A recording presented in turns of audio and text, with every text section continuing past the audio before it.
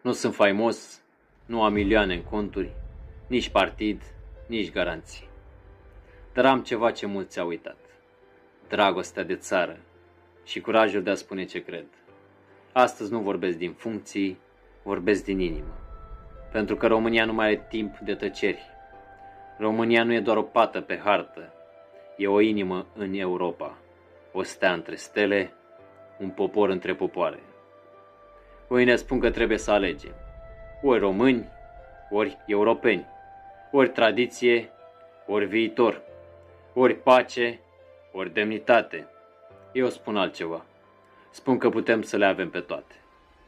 Dacă suntem împreună, dacă suntem verticali, dacă nu ne lăsăm mințiți, învrăjbiți, cumpărați.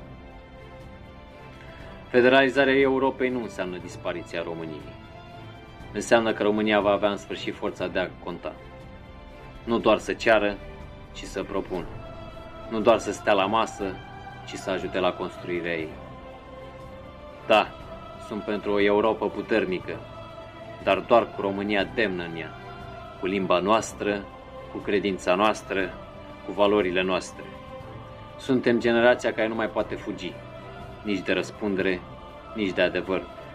E vremea să decidem cine suntem și ce lăsăm în urmă. Vreau ca copilul meu să poată spune cu mândrie: tata n-a fost celebru, dar a fost un om drept. Mama n-a fost o prințesă, dar a avut demnitatea uneia. Asta e România pe care vreau să o clădim.